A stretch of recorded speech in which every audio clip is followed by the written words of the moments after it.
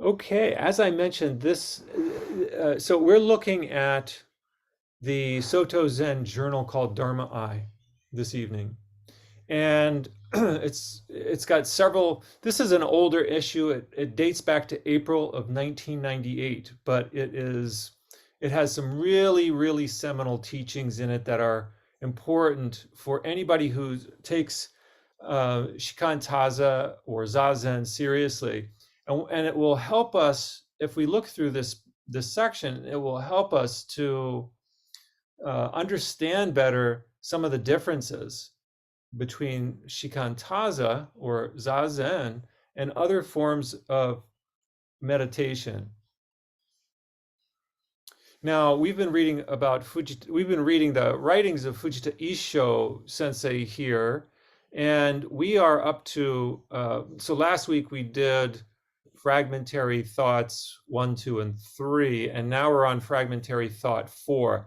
And this is where he really gets into I think, some core differences between shikantaza and meditation. So let's take a look at these, especially fragmentary thought 4 and fragmentary thought 5. And I think if we really get what he's saying here, your zazen will be very, it may be a different approach than you're accustomed to when it comes to meditation. And Fujita Issho has an interesting background. He I believe before becoming a monk, he went to school in a field related to psychology, something related, I believe. I'm not 100% sure on that, but if I remember correctly, it had something to do with psychology.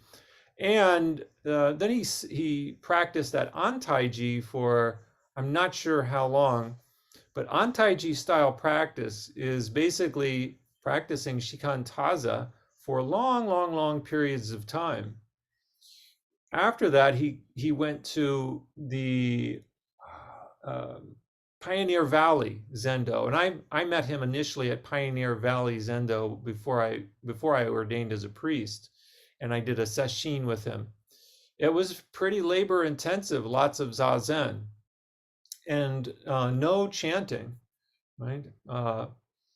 He served in other capacities within Soto Zen in the United States, I think out in California for a little bit, and then he eventually returned to Japan. I think, anyways, he's in Japan now, I believe. And he's also had experience doing vipassana meditation, insight meditation through Barry Institute, which is near where Pioneer Valley Zendo is. And he's also had a fairly strong connection that I learned more recently with Thich Nhat Hanh. So he has a strong foundation in Shikantaza, but he's explored other traditions. And so I think so these are his thoughts on differentiating Shikantaza from meditation. So let's take a look at this. Fragmentary thought 4. Many people seem to be caught in a simple belief that zazen is to reach the state of no thought by unifying one's mind. However, I think that there is a confusion with quote unquote meditation, the objective of which is to reach a certain state of mind with manipulation, techniques, or methods. Now, as we continue to read through here, there's going to be some sentence structure English that may sound a little funny. So just kind of keep that in the back of your mind. But it doesn't, in my mind, doesn't take away from his main point. This tendency is especially strong among the Western nations where zazen is translated as Zen meditation or sitting meditation. It is also reported that psychotherapists and doctors have applied the Eastern meditation methods to the therapies of the quote unquote mind and attained reasonable success. Under these circumstances, various meditation methods to attain objectives such as mind-body health and skill development, peaceful mind, resolution of various problems in life are on the rise. Zazen is often described as one of these practice methods. Okay.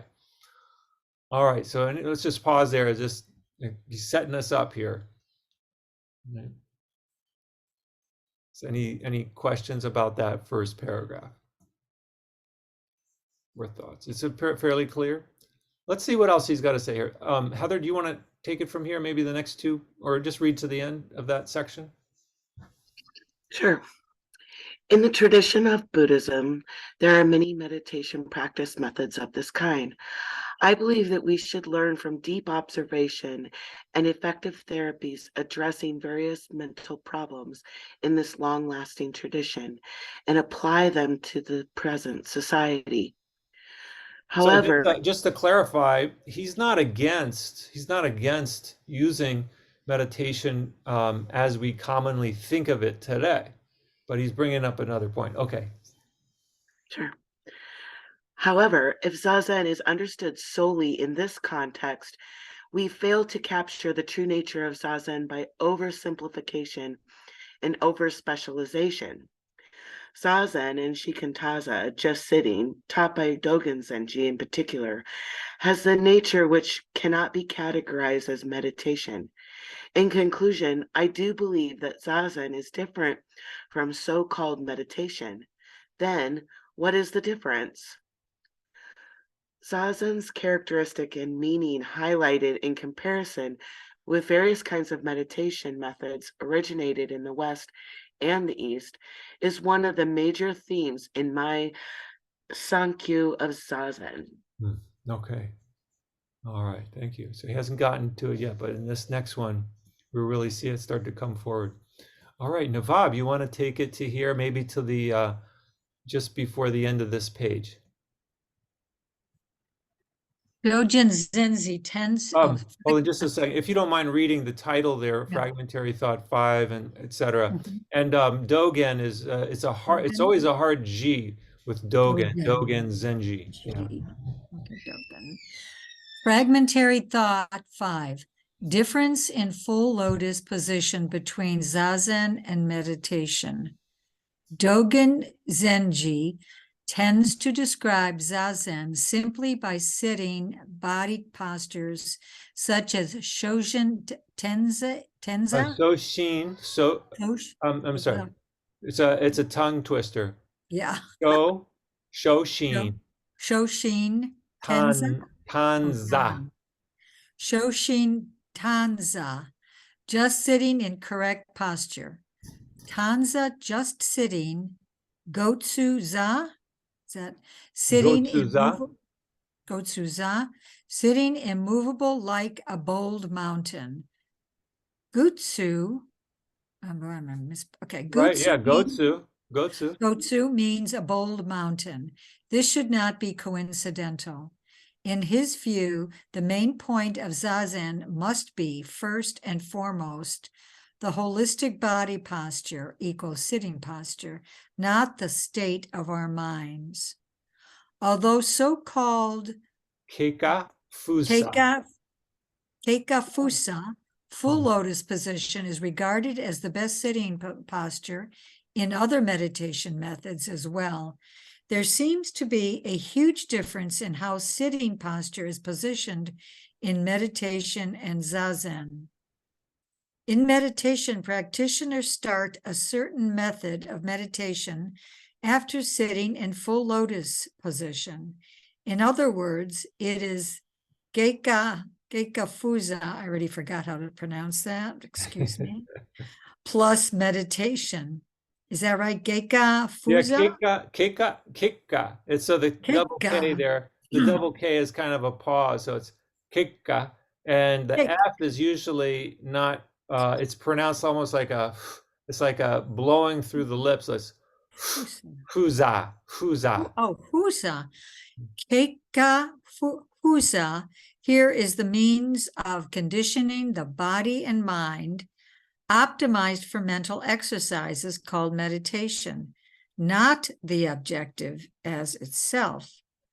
The All right, practice. we'll just pause there. I want to just really Yeah. capture this here. In meditation, so this is, he's making a distinction here. In meditation, practitioners start a certain method of meditation after sitting in full lotus posture. So you guys know full lotus is referring to the way that you cross your legs, right? And so that's what that's referring to. Of course, we got to keep in mind not to take this too awfully literally, because you can sit zazen or other forms of meditation without sitting on the floor or without crossing your legs. You can also sit on a chair. You can sit in various leg postures. So don't take this too literally where he says full lotus position. Okay. I have a question. If Yeah. he's, here we go with the state. Does it mean that there's a change in the state of mind depending on how you're sitting? Well, I mean, does the sitting itself create, the sitting itself, yeah.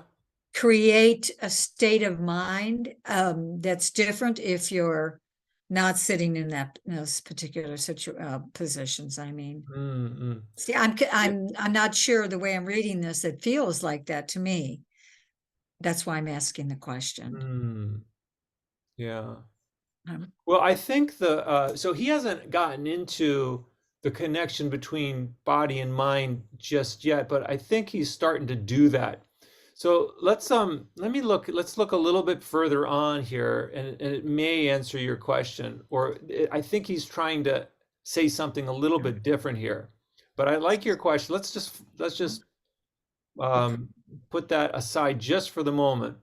So let me start this again. In meditation, practitioners start a certain method of meditation after sitting in full lotus position.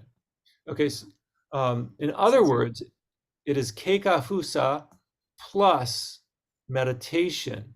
So in other words, you come to sit and then you do something with your mind called meditation, right? Keikafusa, so this is not zazen. Keikafusa here is the means of conditioning the body and mind optimized for mental exercises called meditation, not the objective as itself. Okay. So to your point, Navab, I think the answer to that question of does sitting a certain way affect your mind? Yes, and it's also saying that when you're doing meditation, you sit in a certain posture and then you do something with your mind. Okay. All right. Okay, go ahead with that next sentence there, if you don't mind, Navab. The practice is structured. The practice is structured in a somewhat dualistic manner that body sitting is a container and the mind meditating is the content. And the emphasis is always on meditation as mental exercises. Yeah, okay. So the body is the container. The body is the container, is a sitting container. The mind meditating is the content. So there's a emphasis on what the quote unquote mind is doing, and meditation becomes a kind of mental exercise. Okay, now let's go on. Now he's going to contrast that with zazen. And Pat, do you want to read this next section going on to the next page where it begins here?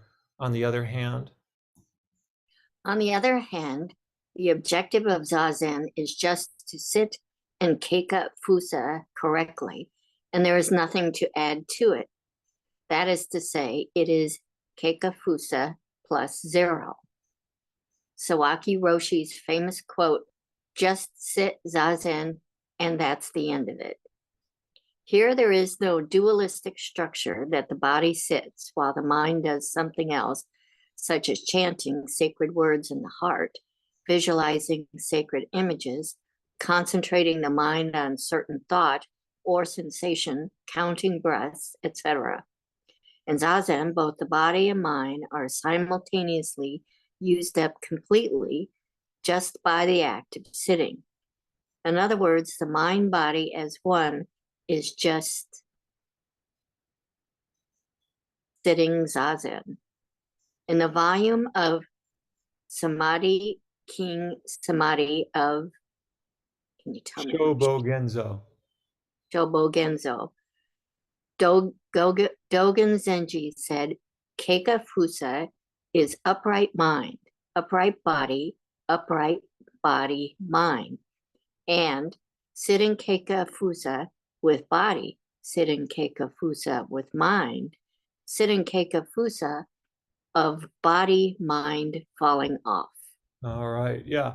There's just a whole bunch there. And Pat, this is really what I was meaning to say. Like, this is really seminal writing on Shikantaza.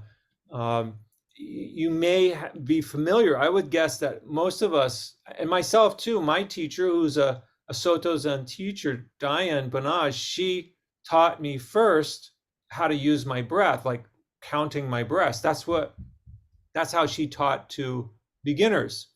And here, Fujita Issho, check this out. Fujita Issho is saying that there is no, here, right up here, he says, here, there is no dualistic structure that the body sits while the mind does something else, such as, and it includes, such as counting breaths. I mean, I don't know about you, but that strikes me as somewhat surprising, given that tends to be our thought when it comes to practicing Zen is, oh, you can count your breaths. And he says, it's not, right? It's not chanting sacred words in the heart, right? That might be a more yogic form of meditation, to chant a word in one's heart, visualizing sacred images, like in the Tibetan style of meditation. Again, I'm not so familiar with these different methods from other traditions. I know a little bit about the Yoga Sutras, which has, and this is not to say that other forms of meditation are wrong.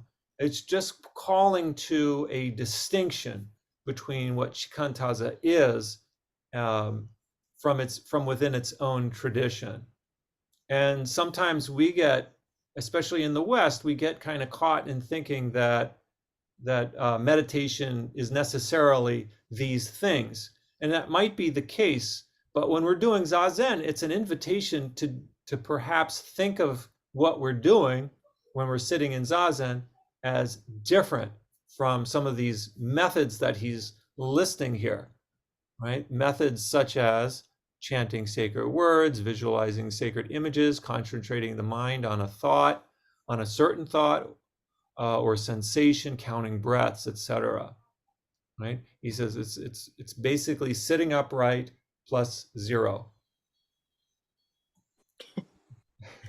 That's a hard one to understand, because I had always learned concentrating on the breath, not counting it necessarily, but noticing it when it comes in, maybe also when it goes out. So it's hard to grasp.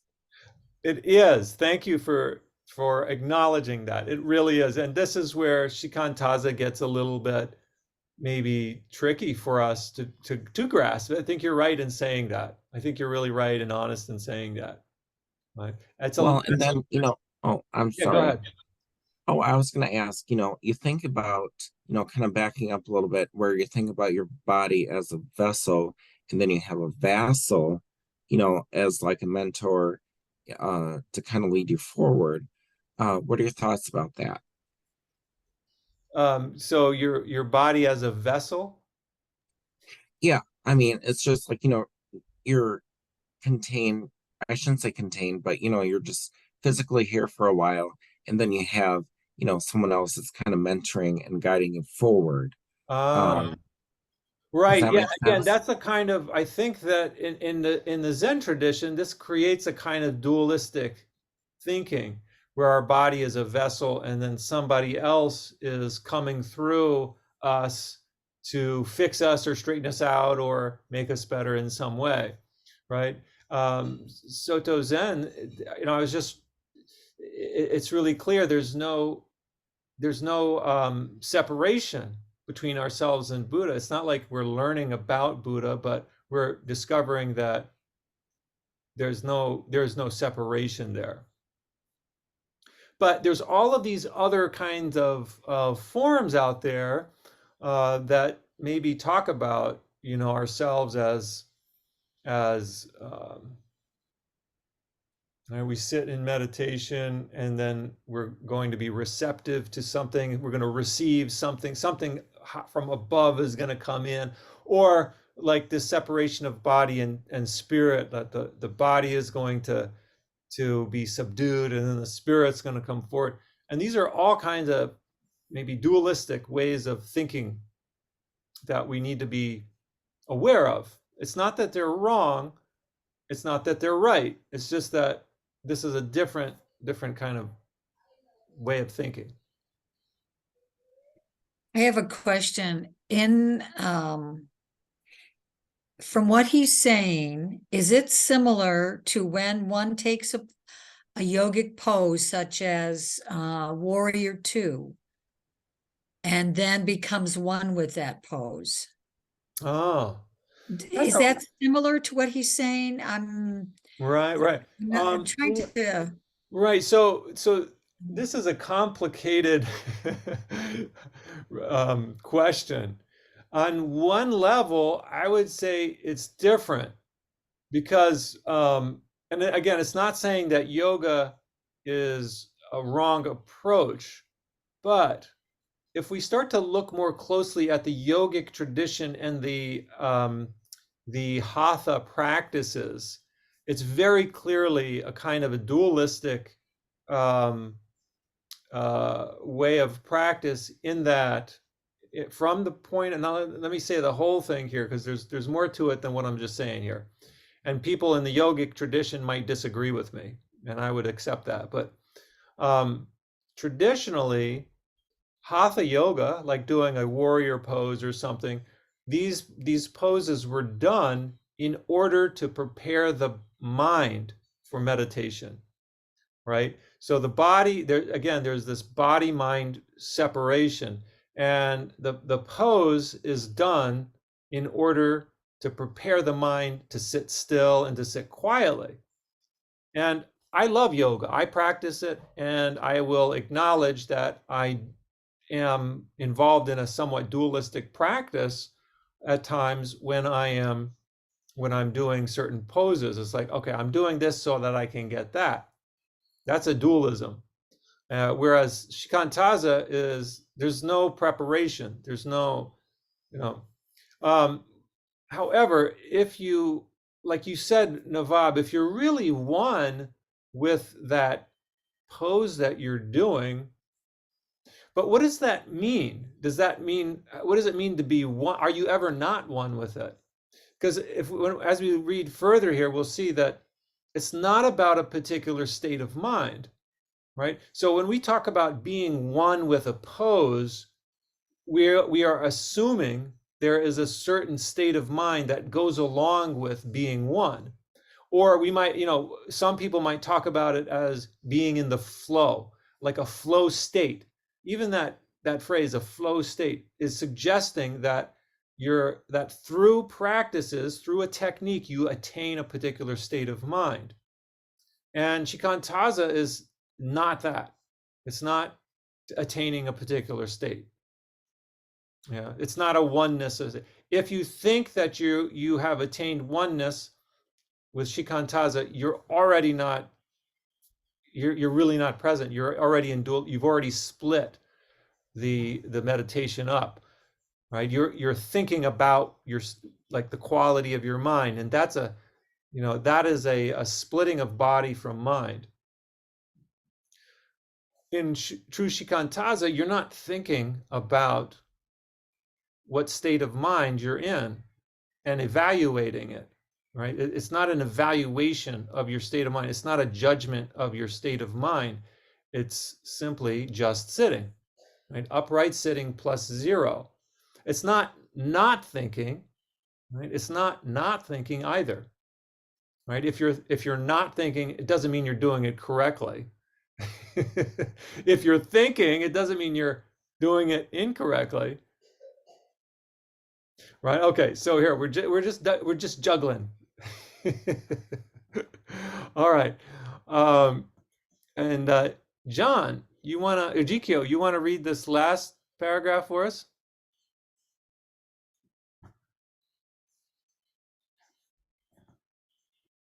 If we compare Kiku Fuza of a person who is meditating and that of a person who is doing zazen, they are rather different. Aside from the detailed difference, such as whether or not eyes are closed or how hands are maintained, subtle impressions from the body postures are different. At the body posture of the former, obviously, the fact that a person is engaging in mental exercises manifested externally. Even famous masters of meditations tend to sit in Keiku Fuza posture, which would be corrected at a zazen dojo in Japan. I am not saying they are wrong. It is not the matter of value judgment or which is superior. All I'm saying here is that zazen and meditation are activities with different natures.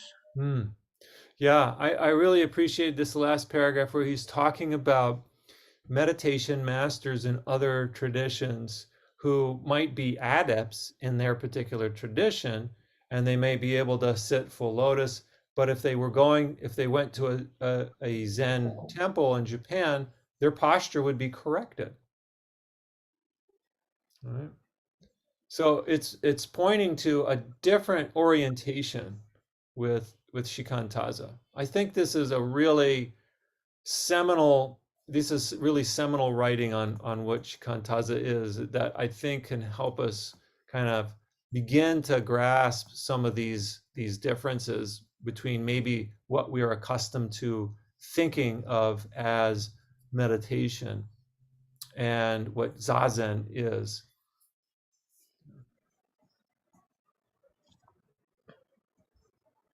Any thoughts or questions that come up for us at this point? Yeah, because I wonder if the way you sit is what matters. What happens if you have a broken knee and you can't? What does that mean? Oh, good. Yeah.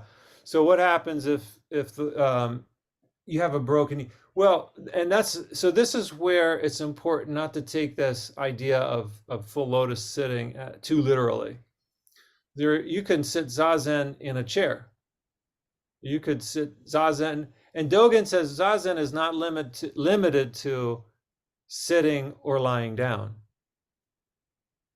He says it's not limited to sitting or lying down. So again, we get caught up in this posture or this idea of what zazen is, and we say, okay, upright sitting, but it includes the 4 postures: standing, sitting, walking, and lying down. All right.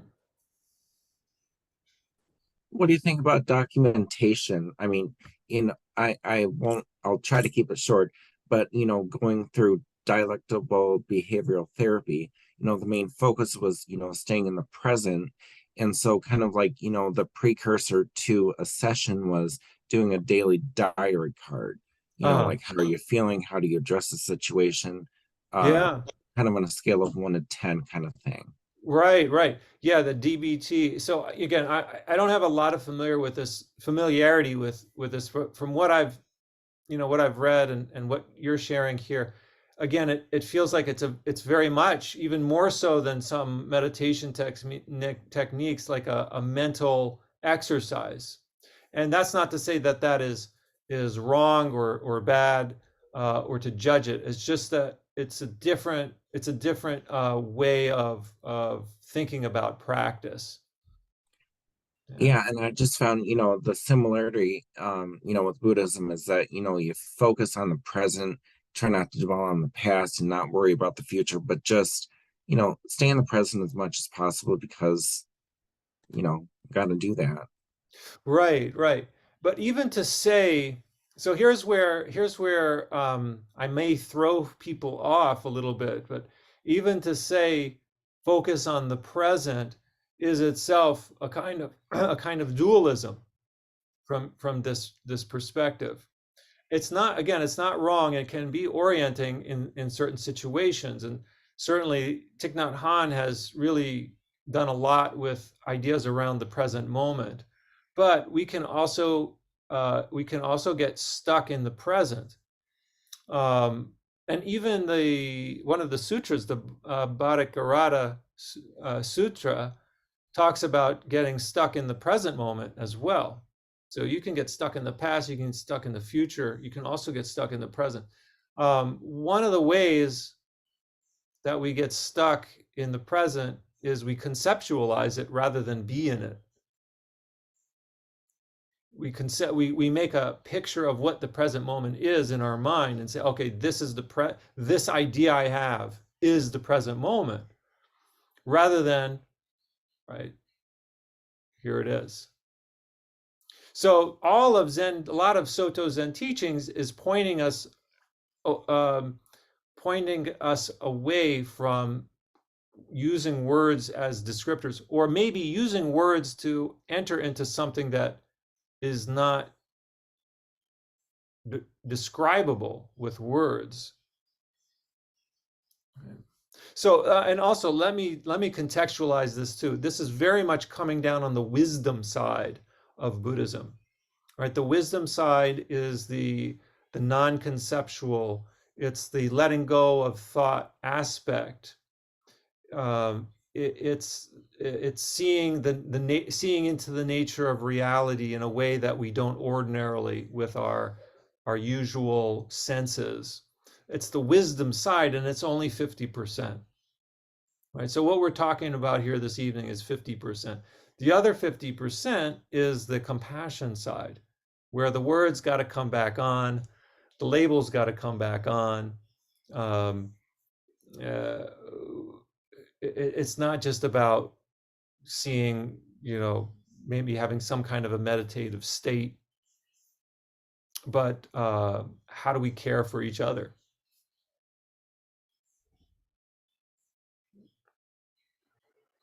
I really appreciate what you said, Snake High, because I came to meditation. I came to meditation the exact same way. I was in chronic pain, went to the doctor, sent me a psychiatrist, and that's how they taught me to meditate. And then you start getting into other forms of meditation, mindfulness meditation. So, or Tonglen, or whatever it is you're doing. And it's just with Shikantaza, words don't describe it, and you've already achieved everything just by sitting. And you don't need to obtain anything, right? Right, exactly. Yeah, you're just sitting and you're done. Except you're never done. Right. Exactly. Yeah. Good. Yeah. Nice. Nicely said. We're done and we're never done.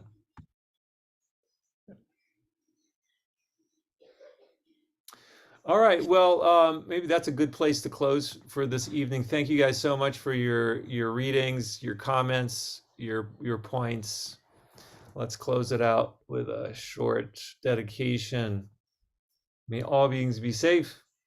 May all beings be well, and may all beings be happy. All right. Thank you guys so much, and you guys have a good night. Good night, everybody.